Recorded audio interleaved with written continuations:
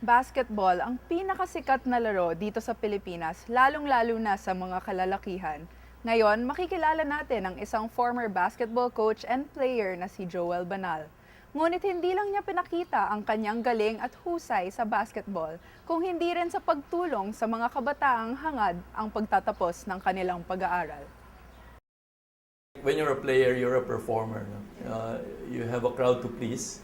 You have an audience to entertain.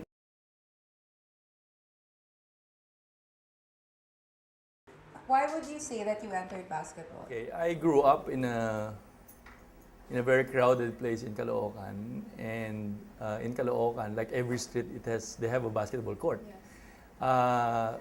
It was my brother Conrad who played for Ateneo in the early 80s that inspired me to play basketball. I saw him, I watched his games. At that time, I was already playing because, like what I've said, the basketball court is just outside of our house.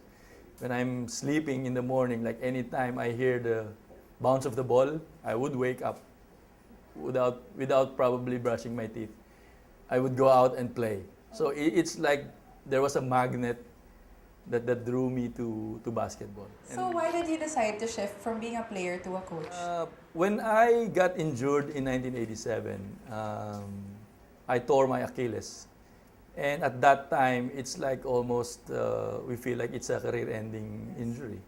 And then while I was injured, a friend of mine asked me if I could help coach his team. I looked at the team and I was inspired and I started coaching.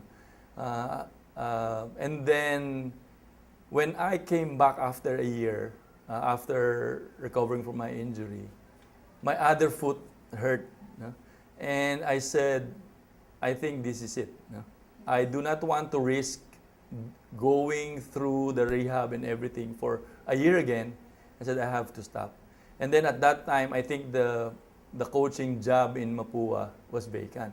So I was called in. I looked at the team and I started thinking about it. And then when I got my feet wet, really started coaching, doing practices and everything, I felt happy. I felt there's a calling. No? What would you say is your most memorable coaching moment? There are a lot, but it's the Mapua Championship. I broke the jinx because I started coaching for Mapua in 1988. And they said, I won't win a championship till 1997 because Mapua had a 16-year jinx. They win championships like every 16 years. I think in 1959, in 1965, in 1981. So it's going to be in 1997, but that was 1988. So I said, I'm going to break that. So in 1990, we won our first championship. And then we made a record in 1991. We won back-to-back championships for Mapua. So up to now, that stands. No? So how would you describe yourself as a coach? I'm in the middle. I'm not that strict, but I won't also let things get out of hand. Meaning, if I have to correct things, I have to correct players. I'm gonna do it. No? In a way, I'm a disciplinarian, and at the same time, I feel for people. I know what they're going through. I try to understand the players because I played also. That's the advantage. No? Okay. From coaching to becoming a teacher, someone involved in education, what inspired you to put up the school? It was in the heart of my wife Jenny. No? She's a Mapua, so education runs through her blood.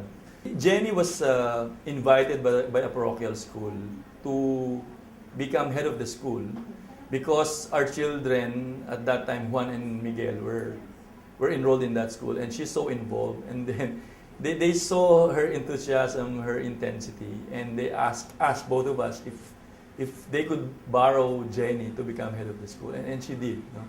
And when she said yes, she told me that she needed to be equipped. So she enrolled in Ateneo for the Master's in School Administration, and she finished it. And now she's working on her doctoral in De La Salle University. And she said, when the mission was finished, she said, what am I going to do with what I know now? And she said, let's put up a preschool. We wanted to be legitimate, and we were really trying to equip ourselves to be a legitimate primary school. And we found IB in the internet, and we applied to become a candidate school, and they granted us. And after 3 years of becoming candidate school, we got our authorization in February 2011. So up to now, we're building on the IB world system, IBO system. And this year, we put up our first year high school in secondary. And hopefully we can go on and finish the IB program of, the diploma program of IBO. We're trying to give back, to the country what we've been enjoying. Like me, I've been enjoying my basketball, being a player and being a coach. Now it's time to give it back, by being in education. We wanna tell the parents that are looking for schools for their children, come and visit us.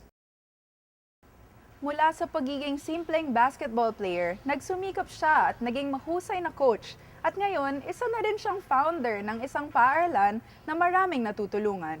Magsilbi sana siyang inspirasyon hindi lamang sa kapwa basketball player, kung hindi maging sa lahat ng Pilipino sa anumang larangan. Hanggang sa susunod na pagkilala sa mga katangi-tanging Pilipino, ako si Carla Lizardo.